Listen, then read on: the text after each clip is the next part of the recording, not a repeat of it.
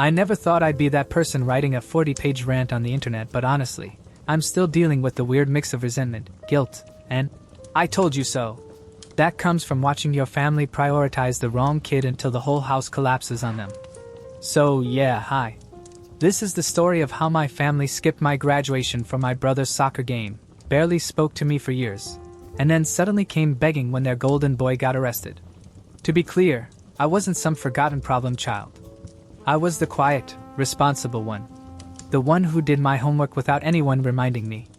The one who never got in trouble, never called home from school, never crashed a car, never snuck out, never gave my parents ulcers. But apparently if you're born 18 months earlier than a boy who can kick a ball straight, congratulations, you will immediately become an afterthought. My brother, Ethan, was the athlete, capital T, capital A. If you work in a school, you know the type. If you grew up with one, my condolences. He wasn't even that good. Like, he was good for our region, sure, but no scouts were camping outside our house or anything. But my parents acted like he was the next Ronaldo, and the universe needed to align itself according to his practice schedule. Everything in our household revolved around soccer. Tournament in another city? Cancel plans? Practice running late? Dinner gets cold. Weekend trip? No, there's a scrimmage. My school event? Only if Ethan wasn't doing anything important. I learned early that important meant involving Ethan. Now before you ask, yes, this favoritism was obvious. They didn't hide it. And yes, it messed me up, but we'll get there. Anyway, the actual moment everything snapped happened when I was 17. It was the week of my high school graduation. Not to brag, but I graduated top 5%, got a small scholarship, and I worked my ass off to get there. Late nights, AP classes, juggling a part-time job at the mall. I did everything right. Everything they told me to do. I knew they'd act more excited for a random Tuesday scrimmage than for something like me finishing 12 years of school. But I still thought, maybe they'll show up. Maybe for once, it'll be about me. Spoiler, it was not.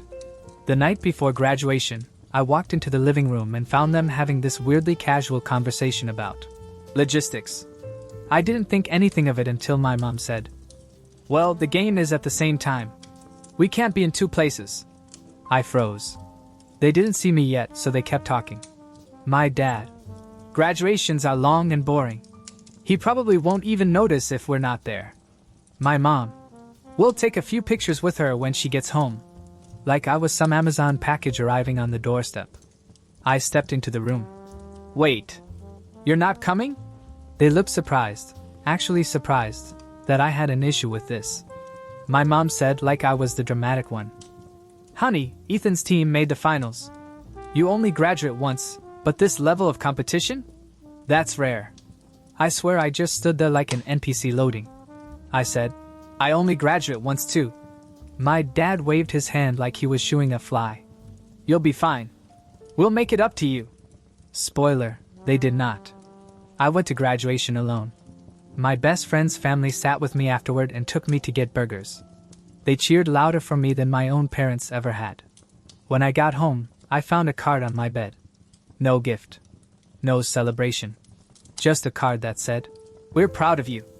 Sorry we missed it. Big day for your brother."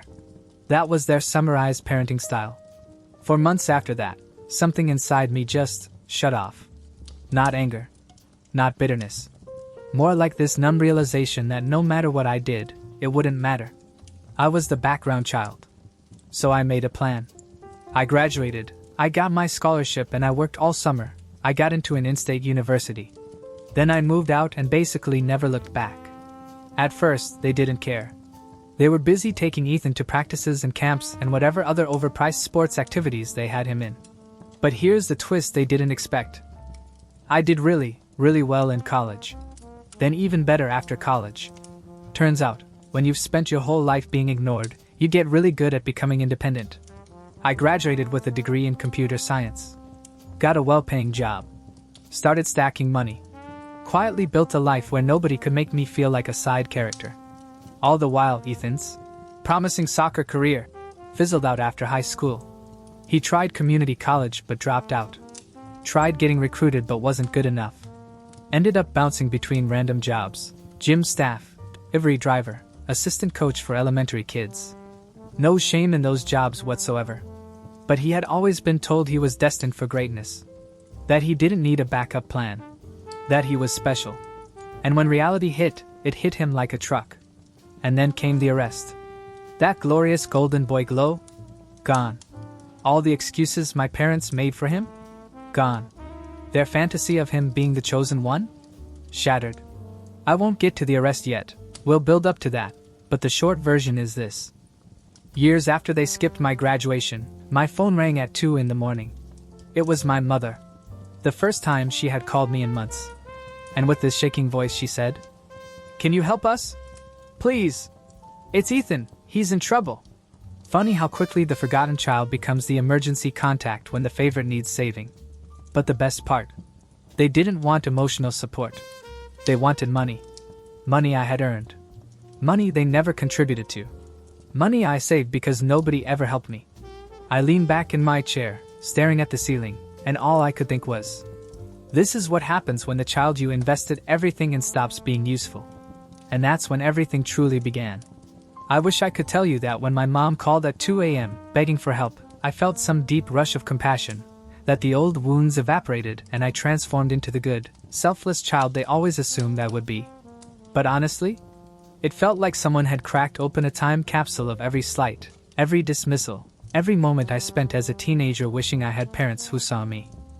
My mother's voice was trembling, really trembling, the way she used to when she talked to teachers about Ethan's potential. Never for me, of course.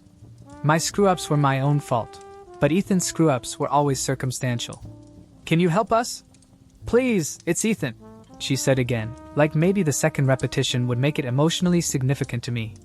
I leaned back in my chair, staring at the ceiling of my tiny but mine apartment. My laptop fan hummed softly.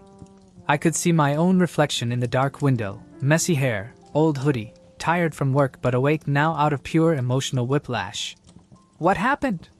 I finally said. She sucked in a shaking breath. He was arrested. They said he needs bail. It's a lot. Your father and we don't have enough savings for it, and the lawyer." I almost laughed. A sharp, quiet, bitter laugh. "A lawyer, of course. What did he do?" I asked. She hesitated. That alone told me everything I needed to know. "He made a mistake. Mom. A misunderstanding. Mom." She groaned. "The police said it was possession with intent to sell." Silence. Thick. Heavy. Ugly. I could practically hear my dad pacing in the background, the rapid thumps on their old hardwood floors, the same ones I used to tiptoe on after curfew because I didn't want to get scolded for being inconsiderate to Ethan's sleeping schedule. I rubbed my face. "You're telling me Ethan was dealing?" "He wasn't dealing," she snapped so fast it startled even herself. Then, in a smaller voice, "Probably." I closed my eyes. This was the thing about golden children. Not all of them turn out badly, but when they do, the crash is catastrophic because they've never learned accountability. Meanwhile, the forgotten kids become experts in survival. "How much is bail?" I asked flatly. 10,000. She whispered. 10,000. For middle-class parents who spent everything on traveling teams, club fees, sports gear, and a revolving door of elite soccer camps, $10,000 was a mountain. For me? Not easy, but doable. I had the money. Because I saved. Because I budgeted.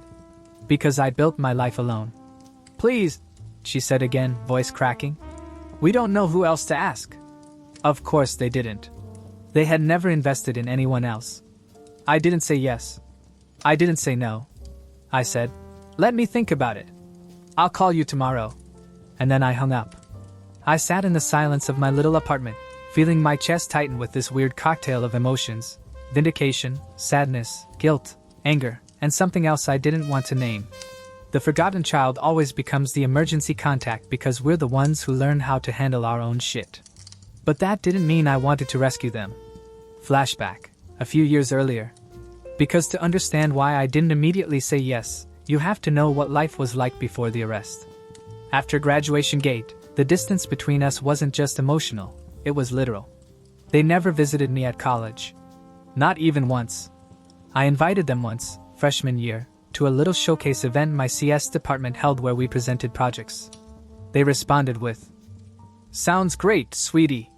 But Ethan has a weekend tournament." Surprise. The next time I invited them? A similar answer, different excuse. Eventually, I stopped asking. We weren't estranged. Not at first. We just drifted. Or rather, they drifted around Ethan like moons around a planet, and I orbited myself. I called occasionally. They called occasionally. But the conversations always followed the same script. "How's work? Good? Great. Anyway," Ethan's coach said. Or, "We're so proud of you. You're doing amazing. By the way, do you think you could help Ethan with his resume?" Or my personal favorite, "You should come to one of Ethan's games soon. He's been doing so well." The last time I did go, back when I was maybe 19, I sat in the bleachers alone while my parents yelled coaching advice like they were trying out for ESPN. Ethan barely looked at me. Afterward, he walked past me like I was one of the random parents. I didn't go again. So when they called me at 2 a.m. years later, it wasn't a relationship full of support that came rushing back. It was years of being treated like a placeholder. I didn't sleep. I just lay awake, staring at the ceiling, thinking, if I say them now, what does it fix? What does it erase? What does it reinforce? Because it wasn't just about the money. It was about everything that led to the moment they needed it. Around 5 a.m., I got up, drank 2 glasses of water, and made coffee the way I always do, pour over, too much caffeine, not enough milk. Then I opened my laptop and started researching what possession with intent to sell actually meant. The numbers weren't pretty. If the prosecution could prove intent, Ethan was looking at prison time. Actual, real, big boy prison. Not jail. Prison. If it was just possession, maybe probation. But intent to sell meant they found quantities, packaging, a scale, texts, something he couldn't talk his way out of. I kept wondering how he even got involved. He wasn't stupid, but he wasn't exactly thoughtful either. He was impulsive, entitled, frustrated at life not matching what he always believed he deserved. Combine that with a friend group full of dudes who peaked in high school. It wasn't hard to connect the dots. The next morning, I called my mom around 10 a.m. She answered on the first ring. "Did you think about it?" she asked desperately. "Yes," I said. "Well, I need to see the paperwork," I said. "The police report. The bail amount. Everything. I'm not sending money blindly." I expected her to resist. My parents hated being questioned. They hated when I asked for proof or details of anything. But either desperation or exhaustion had cracked something open, because she exhaled shakily and said, "Okay, I'll send it." 5 minutes later, my phone buzzed with photos. The bail amount was real. The charge was real. The list of evidence was not great. 20 little baggies. A digital scale. Text messages that definitely did not sound like he was just holding it for someone. I swallowed hard. My mother followed up with a message. "Your father and I will pay you back. We promise. We just need help right now. Except here's the kicker. They wouldn't pay me back. Not because they were liars, but because they genuinely could not. Their finances had always been tight. They'd poured every spare cent into Ethan's sports. They refinanced the house once. My mother picked up weekend shifts at one point. My dad worked overtime. Not for emergencies. Not for retirement. Not for stability. For soccer. The same soccer that didn't take Ethan anywhere. So no, they couldn't pay me back. And they knew it. I texted back. "I'll come over. We'll talk in person." If my mom could have teleported to hug me right then, she would have. She sent 3 heart emojis. The same woman who always said texting emojis was juvenile. That's when I realized how bad things truly were. I hadn't been inside their house in almost 4 years. Driving up the street felt surreal. The same familiar cracked sidewalks. The same mailbox shaped like a soccer ball that I always thought was tacky but my parents adored. When I parked in the driveway, my stomach twisted. It looked the same. The same curtain colors. The same potted plants my mom kept killing and replacing, insisting they just needed more sun. I knocked once and walked inside. The smell hit me first, that familiar blend of laundry detergent, cheap candles, and whatever my mom cooked last. My mother rushed toward me immediately. She wrapped her arms around me like I had been gone for a decade. I stiffened. Then slowly, awkwardly, I hugged her back. My dad was behind her, hands shoved into his pockets, pacing with this hollow expression, the kind he used to wear when Ethan lost the game. Except this time, the stakes were very real. "We're so glad you came," my mom said, wiping her eyes. "Where's Ethan?" I asked. "At the county jail," my dad muttered. And just like that, the reality of the situation settled like a cold stone in my stomach. We sat in the living room, the same room where they once planned to skip my graduation, and for a moment it felt like nothing had changed and everything had changed at the same time. My mother explained what happened, voice shaking, hands trembling. "He had a friend. A bad one. They were hanging out in the car. The police pulled them over and the stuff was his." My dad interrupted, jaw clenched. "All of it?" I raised an eyebrow. "Ethan admitted that?" Silence. My mom looked away. So Ethan didn't admit anything. Or worse, he blamed the friend without evidence. Classic. Finally, my dad sat down and looked at me, really looked at me, for the first time in years. His voice cracked in a way I didn't think was possible. "We need your help." I didn't say anything. "We don't expect this from you," he said. "We know you've moved on. You have your own life. But Ethan, he's still our son." I felt something burn in my chest. Still our son. As if I wasn't. My mom chimed in. "We should have been there more for you. I know we weren't perfect. But we're trying now. Please, just help us get him out. He's scared." Scared. Suddenly I was 17 again, standing in the living room, listening to them say my graduation was just a ceremony. Suddenly I was 19, alone in the bleachers, watching them scream praise at Ethan while I sat invisible. Suddenly I was 21, walking across the stage for my college degree with no family in the audience. Now they wanted help. And they were finally calling me by my role. Problem solver. Reliable one. Backup child. "Will you pay the bail?" my mother whispered. And I realized something important. This wasn't about money. Not really. It was about whether I was willing to let them rewrite the last 10 years by buying my way back into the family dynamic. So I took a slow breath. And said the truth. "I can pay it." My mother burst into tears. My dad exhaled like someone had punched the air out of him. "But," I continued, and they both froze. "We need to talk about conditions." My father frowned. "Conditions?" "Yes," I said. "Because helping Ethan isn't the problem. Pretending like everything before this didn't happen? That's the problem." I wasn't yelling. I wasn't emotional. I wasn't trying to punish them. I was just done being the afterthought. They stayed silent, waiting for me to continue. And I did. "We will talk about what happened with my graduation. And what happened after. And the fact that for years, you only reached out when you needed something." My mom's face flushed with shame. "We know," she whispered. "We know we screwed up. You didn't deserve. And," I added, "you will tell Ethan to take responsibility. Not just legally, but for how he's lived." My dad's jaw tightened, but he didn't argue.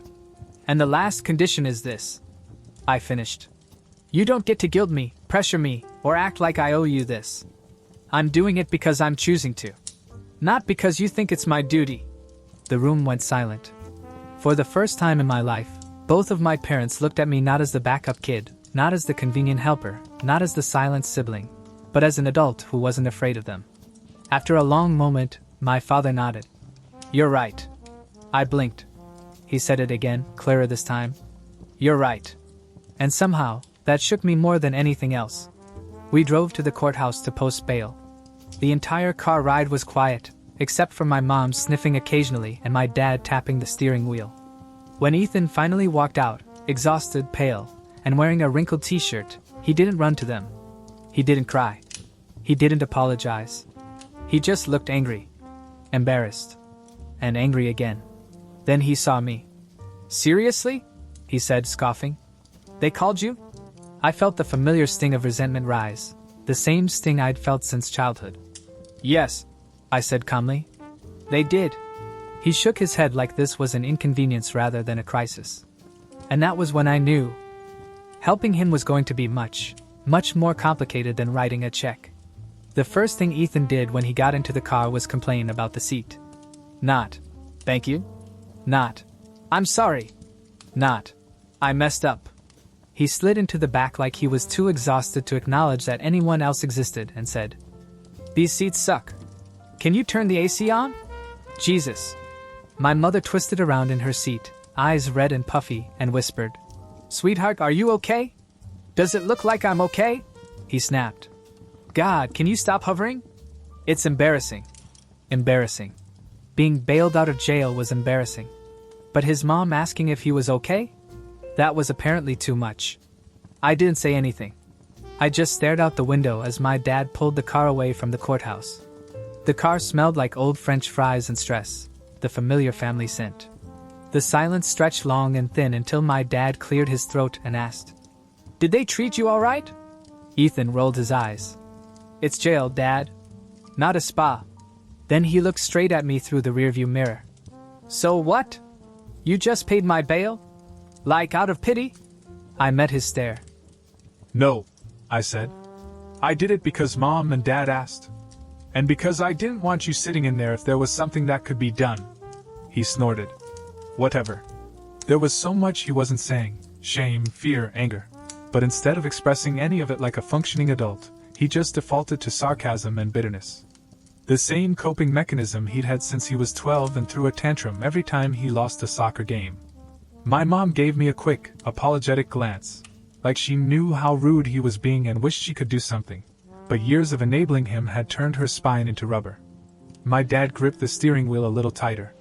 When we pulled into their driveway, Ethan got out without waiting for the car to stop completely. My mother scrambled after him while my father lingered beside me. He looked older than I remembered. More tired. More cracked around the edges. "You didn't have to do this," he muttered. "I know. But I'm grateful." He swallowed.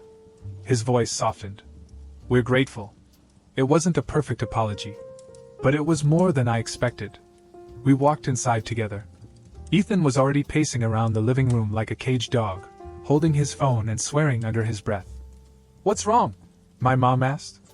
"They took my SIM card," he snapped. "I can't even text anyone.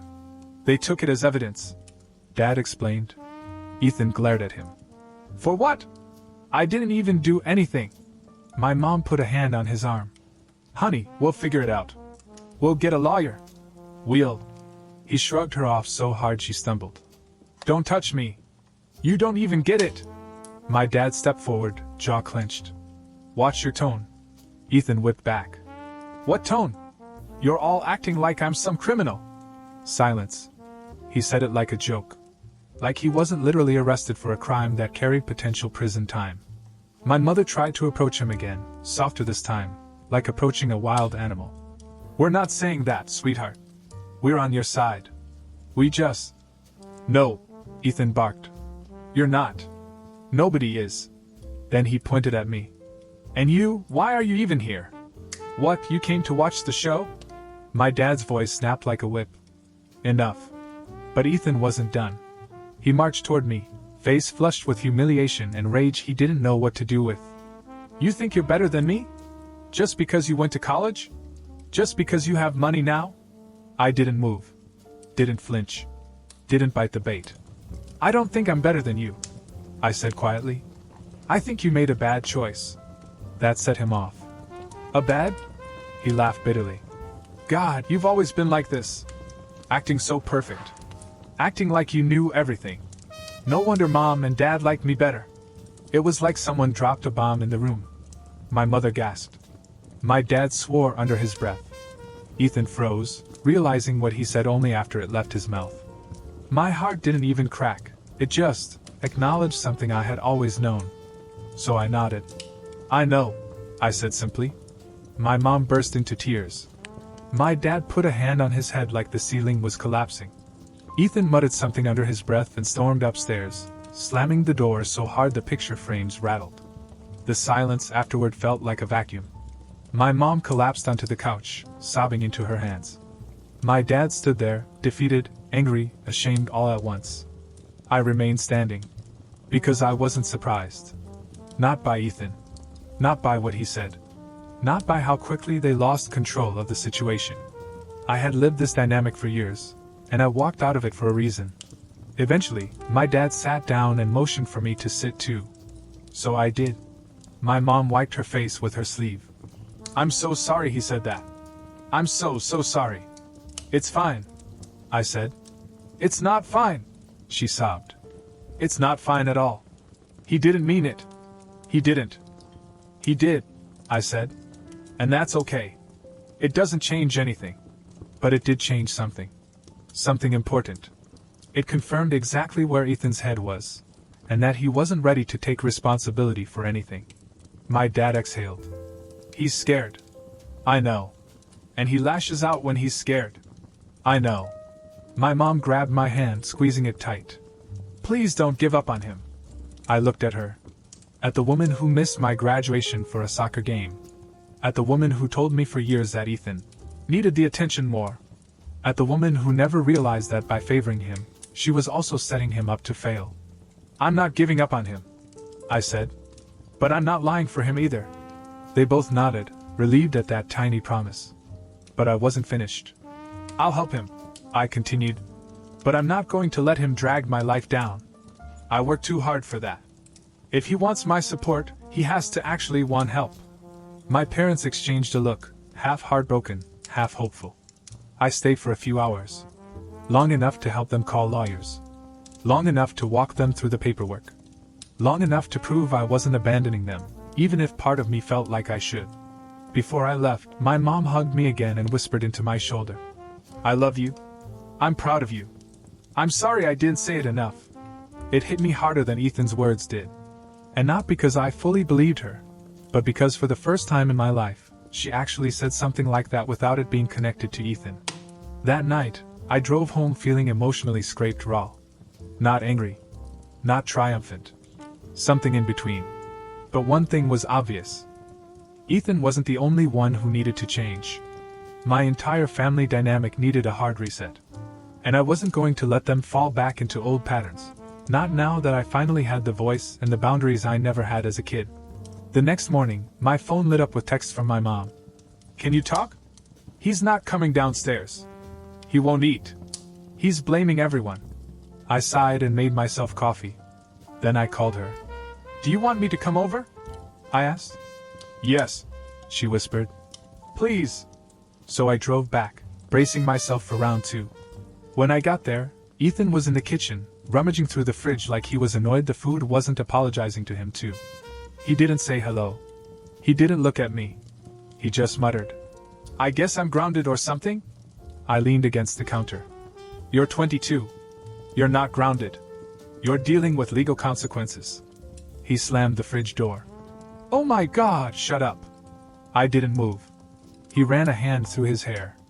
"Look, I didn't do it, okay? It wasn't mine." I raised an eyebrow. "The texts say otherwise." He froze. Then scowled. "You read them? They were in the police report." He cursed under his breath, pacing again. "Whatever. It's not like you care." "I do care," I said. "That's why I'm here." He scoffed but didn't leave. I waited a moment, then spoke quietly. "Ethan, I'm not judging you. I've made mistakes too. Everyone has. But this is serious. And you can't just ignore it or act like it's someone else's fault." He stared at the floor. For the first time since he'd walked out of jail, he looked less angry and more lost. "I thought I could make some money," he said finally, voice barely above a whisper. "Just to get ahead. Just for a little. I didn't think." My chest tightened. That was the first real thing he'd said. The first crack in the armor. "I know," I said gently. He scrubbed his hands over his face. "I didn't want to ask Mom and Dad for help anymore. They spent so much on soccer and I didn't make it. I didn't go pro. I didn't go to college. I didn't become anything." For a moment, I didn't see the arrogant golden child. I saw a scared 22-year-old who grew up being told he was special, only to discover adulthood didn't care. "You could have talked to me," I said softly. He laughed bitterly. "Right. The perfect one? The one who thinks she's better? I don't think I'm better. I just think I figured things out because no one else did it for me." He didn't speak. So I took a risk. Ethan, I want to help you. Not just with the bail. With everything. Getting a job. Getting stable. Figuring out therapy. Figuring out what you want to do. He swallowed. His eyes were glassy, but he blinked fast, refusing to cry. You'd do that? He asked quietly. Yes, I said. If you let me. For the first time in years, he looked at me like a sibling. Not a rival. Not a threat.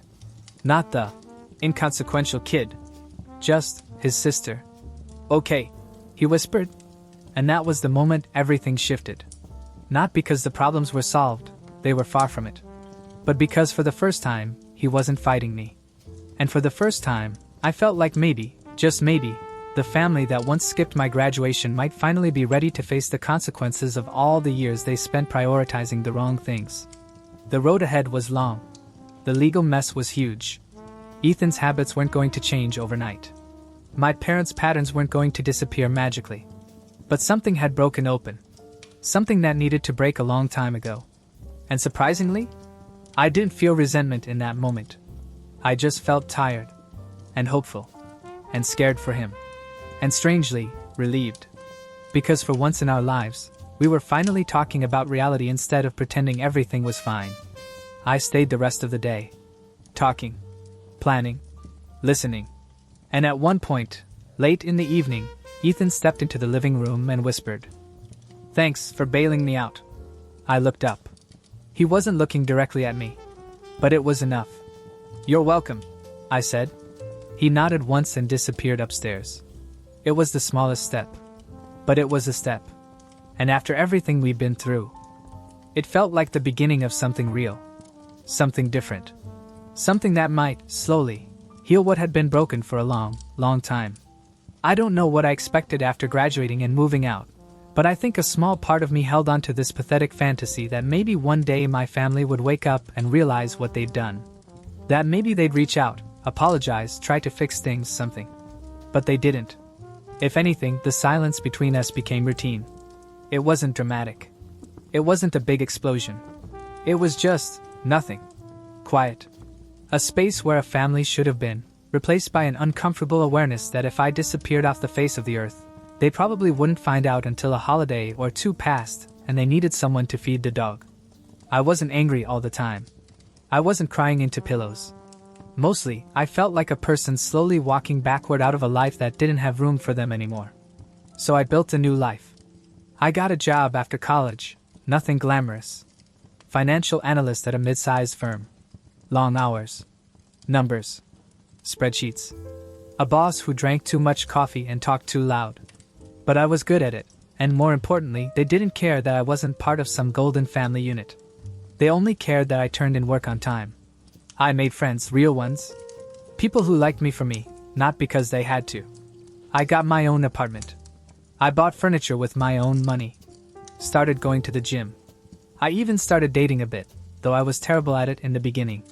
Turns out when you're raised in a household where affection is conditional and attention is scarce, you have no idea what normal relationships look like. And yes, because life is sometimes poetic, I ended up being the successful one in the family. Not, I have a Lamborghini. Successful.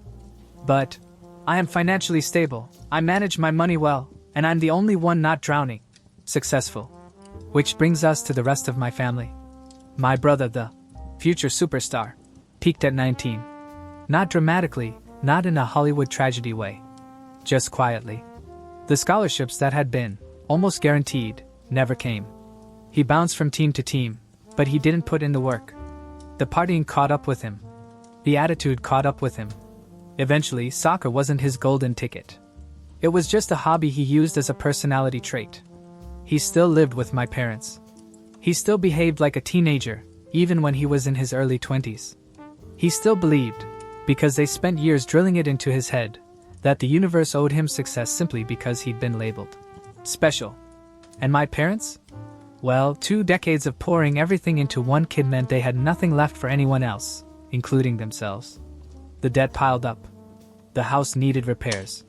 My mom's car wheezed like it had emphysema. My dad worked overtime constantly. But they were still stuck in the same delusion. They still believed my brother was one lucky break away from making it all worth it. Spoiler, he wasn't. But for years, none of that had anything to do with me. I existed in my own orbit, and they existed in theirs. We didn't collide. Until the morning everything changed. It was a Thursday. Normally unmemorable. Except that morning, I was brushing my teeth before work when my phone lit up with a number I recognized but hadn't seen in a long time. My mother. I froze with mint foam in my mouth. Not even joking, my first instinct was that someone must have died. Because my mom never called me unless it was crisis-level urgent. I rinsed, stared at the phone buzzing on the counter, and finally forced myself to answer. Hello? There was heavy breathing first. Then a shaky voice. Sweetie, it's your brother. My stomach tightened. What happened? He's in jail. I blinked. Hard. What? She sniffed. They arrested him last night. For what? She hesitated. There were accusations. No, I said, because that was vague enough to be terrifying. Not accusations. What did he do? He didn't do anything. She jumped in quickly. It's complicated. They're saying he assaulted someone. A bouncer at a bar. But your brother said it wasn't his fault. The bouncer shoved him first. You know how he is. He doesn't think before he reacts. He just... Mom. She stopped. What actually happened? She exhaled shakily. We don't know. We're trying to get the whole story.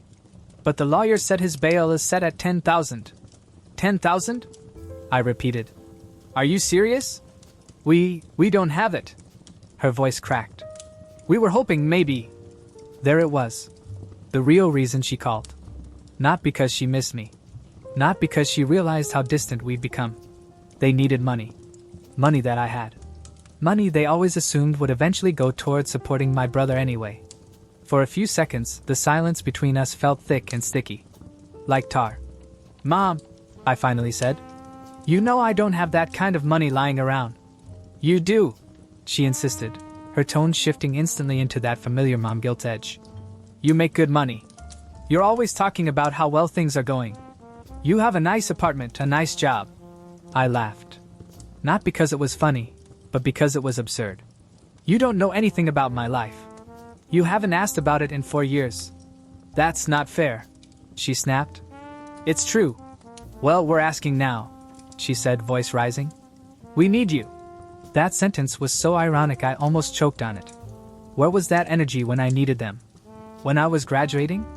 When I was drowning in student stress? When I was desperately trying to be enough for parents who only had room in their hearts for one child? I breathed slowly. I'm sorry, I said, but I can't help. But he's your brother. I winced at how predictable that line was.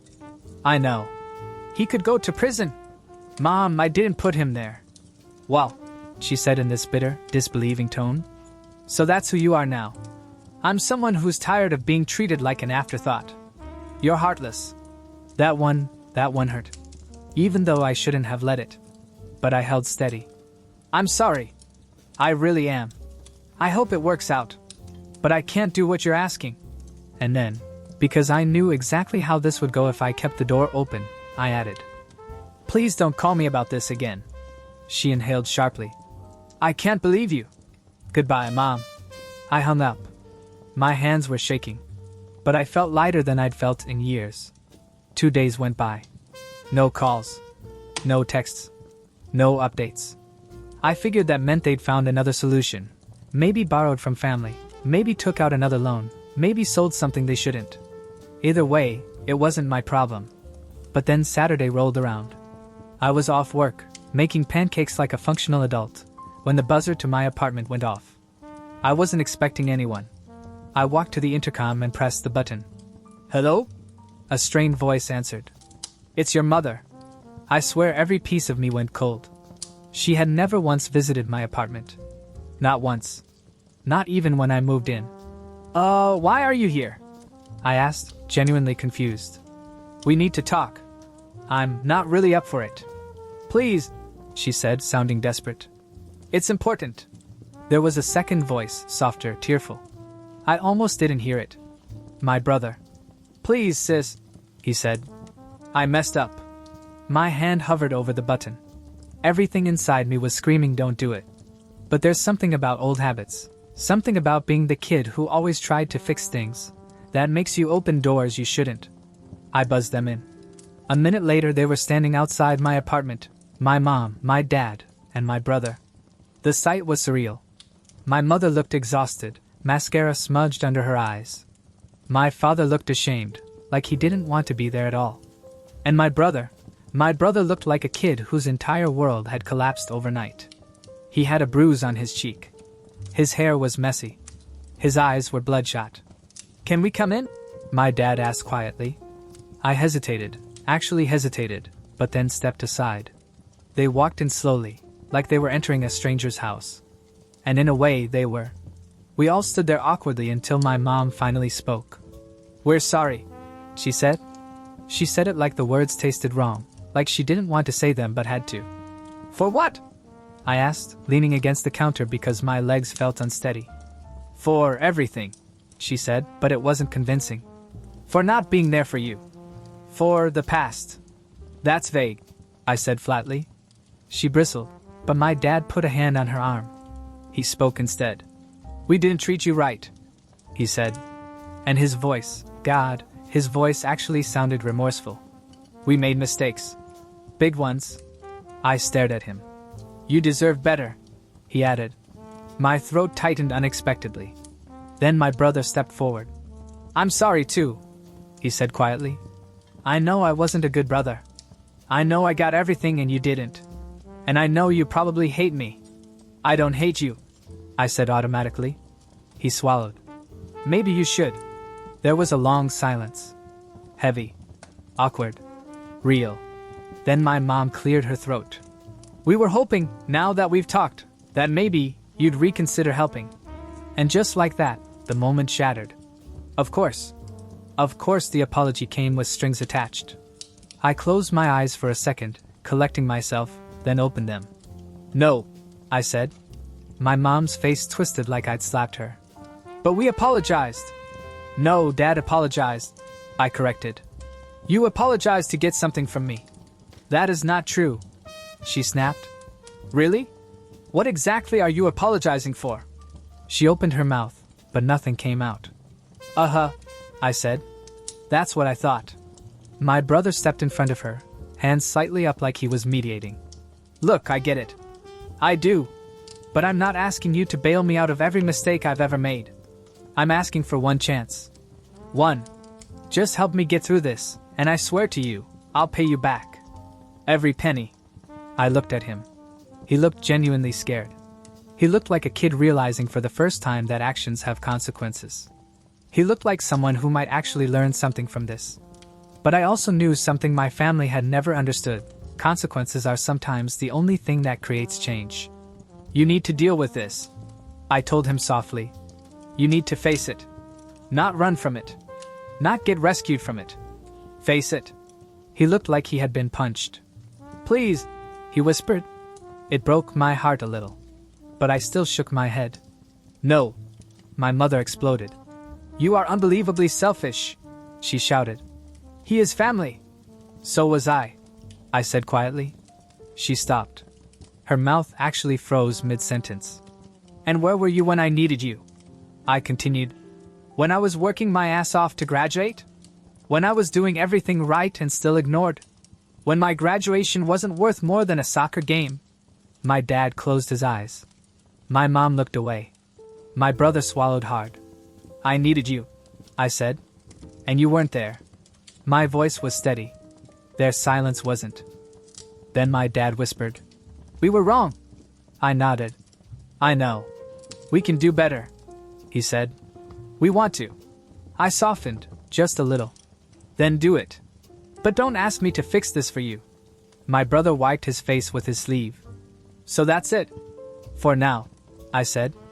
"I'm not cutting you off forever. But I'm not saving you from this." My mom shook her head in disbelief. My dad put a hand on her shoulder again. My brother stepped back. "Okay," he said. Quiet. Small. Accepting. "Then, I'll deal with it." They left a few minutes later. My mom didn't look at me when she walked out. My dad squeezed my shoulder before he followed. My brother paused at the door. I meant what I said, he told me. I really am sorry. I know. He nodded. Then he was gone. And I stood alone in my apartment, heart pounding, wondering if I had just destroyed any chance of reconciliation. Or taken the first real step toward it. For the rest of that week, I walked around with this strange heaviness in my chest, like the emotional version of a bruise. Not regret. Not guilt. Just the weight of finally saying things I should have said years ago. But there was also a quieter, lighter feeling underneath it. For the first time in my life, I'd said no to my family without apologizing for existing. And that mattered more than I expected. Still, the whole incident kept replaying in my mind. My mother's disbelief. My dad's quiet shame. My brother's expression, the fear, the guilt, the way he looked at me like someone who knew he'd run out of excuses. I didn't feel proud of myself. I didn't feel triumphant. I just felt human. Flawed. Messy. Trying to protect myself while still caring about people who would hurt me. The human condition, basically. I didn't hear from them for a while after that. Days stretched into over a week. Work kept me busy, but every time my phone buzzed, I felt a small jolt, half expecting another crisis, half relieved when it wasn't. Then, randomly, on a Tuesday at 11:16 a.m., I got a text. From my dad. We didn't mean to pressure you. We're handling things. Just wanted you to know. That was it. No guilt. No manipulation. Just information. I stared at the message way longer than necessary. It was probably the most emotionally mature thing either of my parents had ever written to me. I typed back. Thanks for letting me know. I hope you're all okay. He responded with a simple, we're trying. That was it. No emotional breakthrough. No sudden family healing montage. Just simple communication. But it was enough that I stopped checking my phone like someone waiting for a bomb to go off. 3 weeks passed. Life returned to its normal rhythm. Work, gym, occasional awkward dates, meal prepping because adulthood is just eating chicken and rice until you die. I didn't hear anything else about my brother. Nothing about court dates, hearings, lawyers, bail, any of it. I didn't ask. Part of it was self-preservation. Part of it was respecting boundaries. And part of it, if I'm being brutally honest, was that I just didn't know what role I was supposed to play anymore. Then one night, after a late shift, I was making dinner, microwaving leftovers, and my phone buzzed again. This time it was my brother. For a few seconds, I considered not opening it. Not out of spite, but because I wasn't sure if I was ready for another emotional ambush. But curiosity won. It always does. His message was surprisingly short. Court is tomorrow. Just wanted you to know. I stared at it for a moment. Not, come support me. Not, can you help? Not guilt. Not begging. Just informing me because maybe, after everything, he thought I deserved to know. I typed back. I hope it goes okay. He responded almost immediately. I'm nervous. I paused, thinking. The version of me from 5 years ago would have rushed in to fix it. Would have sent a whole paragraph of comfort and reassurance. Would have abandoned my own boundaries to make him feel better. This version of me just typed. That makes sense. It's a big deal. He wrote. Yeah. Then another message. I wish things had been different. With us. Growing up. That one landed hard. I sat down slowly, bowl of reheated pasta forgotten on the table. After a moment I wrote back. Me too. He didn't reply after that. But for the first time in maybe our entire lives, the conversation felt equal. The next day came and went. I didn't go to the courthouse. I didn't call. I didn't check my phone obsessively. I went to work, handled my tasks, ate a sandwich that tasted like cardboard, and let the day pass like any other. At around 8 p.m., I got another text. From my brother. I got probation. Followed by community service too. Then, could have been worse though. I exhaled a breath I didn't realize I'd been holding. I typed back. I'm glad you're okay. He didn't respond. Not that night anyway. But the next morning he sent. Thanks. Just one word. But one word without entitlement. Without expectation? That was new.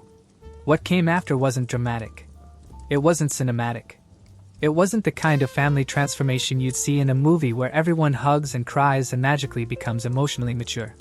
It was subtle, gradual, almost inconveniently slow. A few weeks after the court stuff, my dad called, not to ask for money, not to ask for help, just to ask how I was doing. Then my brother texted me a meme. A stupid one. One of those low-resolution cursed images level memes that only siblings would send each other. I sent one back. 2 days later, he sent another. A week after that, I initiated. For most people, this would be normal. For us, it was revolutionary. My mom was the last to shift. Her apologies came in strange, clumsy ways. Passive comments. Side mentions. Nothing direct. Nothing clean. At first it annoyed me. Then I realized why. She didn't know how to apologize. She didn't know how to acknowledge the past without implying failure. She'd spent her entire life defining herself as the mom who does everything, and admitting she hurt me meant admitting she wasn't the parent she thought she was. She avoided that truth like a person avoiding a cold pool. But one day, when I went over for dinner, yes, I eventually visited, she surprised me. She was rinsing dishes, and I was drying them. The house was quiet. My brother was out. My dad was in the garage. Just the two of us in a kitchen that had always felt too crowded with tension. Your graduation, she said suddenly, like she'd been holding the words in her mouth for years. I froze with a plate in my hand. She didn't look at me. She kept staring at the sink. I replay that day sometimes, she said quietly. More than I want to admit. I didn't speak. I remember what you looked like when you got home. Her voice wavered. You had your cap in your hand. I thought you'd be excited to tell us how it went. She kept going. I told myself the game was important. That your brother needed us. That it wasn't a big deal. She finally turned off the faucet and faced me. It was a big deal to you, she said. And I'm sorry. I should have been there. That should have never happened. The silence afterward felt heavy but warm. Like sunlight filtered through clouds. For the first time in my life, my mother didn't sound defensive. She didn't sound annoyed. She didn't sound like someone trying to justify herself. She sounded like a mother trying, awkwardly, to make something right. I placed the plate on the counter and leaned against the sink. Thank you, I said. Soft. Honest. She wiped her eyes and nodded. We didn't hug. We didn't cry in each other's arms. We just stood there in the mutual, uncomfortable truth of it. But something shifted. Not magically. Not completely. Just enough. Months passed. Slowly, carefully, we rebuilt something. Not the old family dynamic, thank God. Something smaller. Something more equal.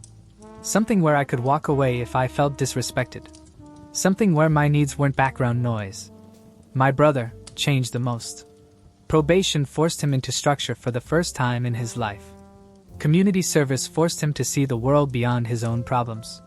He got a part-time job. Then a full-time job. Something in construction, not glamorous, but honest. He stopped seeing himself as a failed prodigy and started seeing himself as a person. We didn't suddenly become best friends. But we became something we had never been before, siblings who tried. He showed up to my apartment sometimes. Helped me fix little things. Called me when he didn't know how to file taxes. Asked for advice without entitlement. And I helped because I wanted to. Not because it was demanded. My dad stayed steady. Quiet. Consistent. The kind of parent who apologized once and then showed it through behavior. My mom remained a slow work in progress. Some days were great. Some days were tense. Some days she slipped into old habits. But she tried. And trying was something she had never done before. And me? I lived my life. I kept my job. I got promoted. I redecorated my apartment because apparently I coped with stress by buying new lamps. I dated someone new, a girl I ended up falling for, slowly and unexpectedly. She grounded me in ways I didn't realize I needed. Eventually, I introduced her to my family. It wasn't perfect. It wasn't smooth. But they were polite, even nervous. My mother tried too hard at first, then relaxed. My brother asked her a dozen questions. My dad grilled burgers like he was hosting the UN. And for a brief moment, sitting in the backyard with a shitty folding chair digging into my spine and everyone laughing at my dad's attempt to flip a burger that absolutely didn't need flipping, I felt it. Peace. Not perfect. Not permanent. But real. The real full circle moment came a year later, when I graduated again. For my master's degree. This time, I wasn't expecting anything. I didn't invite my family out of obligation. I invited them because I wanted them there. I gave them the date, the time, the location. I sent the info in a group chat, the way normal families do. My brother responded first. I'll be there. Don't care if I have to take the day off. My dad responded with, wouldn't miss it. My mom responded with a novel-length message about finding a dress and bringing flowers and making sure she didn't embarrass me, but also wanting to take photos but only if I wanted them, which made me laugh so hard I saved the message. I didn't expect all of them to actually show up. But they did. Early. My mother had flowers. My dad had a new camera he didn't know how to use. My brother carried a gift bag with tissue paper sticking out like it had exploded. They all hugged me. Even my mom, awkwardly, but sincerely. No one brought up the past. No one pretended it never happened. We just existed in the now. And when I walked across the stage and heard cheering, actual cheering, real cheering, not imaginary cheering I had to create in my head the last time, I felt something in me settle. Not forgiveness. Not closure. Just balance. A chapter finally ending the way it should have ended the first time. After the ceremony, we took pictures. My mom cried in one of them. My dad stood proudly behind me. My brother wrapped his arm around my shoulders and shouted, "That's my sister!" at a volume that embarrassed everyone in a 20-foot radius. It was messy. It was imperfect. It was real. And honestly, I'll take real over perfect any day. People sometimes think that family reconciliation means becoming best friends with the people who hurt you. They think it means forgetting, pretending, erasing the past. That's not what happened with us. I didn't forget anything. I didn't excuse anything. I just stopped letting the past choke the future. My family didn't magically become supportive, emotionally literate saints overnight. They became people willing to learn, willing to try, willing to acknowledge the ways they messed up. That was enough for me. We're still not the kind of family where everyone talks daily. We're not the kind that does big vacations or dramatic holiday gatherings where everyone wears matching pajamas. We're quieter, slower, still learning how to be a family after breaking it for so long. But now, we show up for each other. And that's more than I ever thought I'd get. The funny thing is, people assume the story ends with some dramatic redemption arc for my brother. Or with my family completely turning their lives around. Or with me cutting them off forever. But real life isn't like that. Real life is people changing small things at a time. Real life is healing happening in awkward conversations and messy apologies and the quiet, everyday work of choosing to be better. Real life is admitting that sometimes the people who hurt you the most are the same people capable of surprising you. And sometimes, it's worth giving them the chance to try.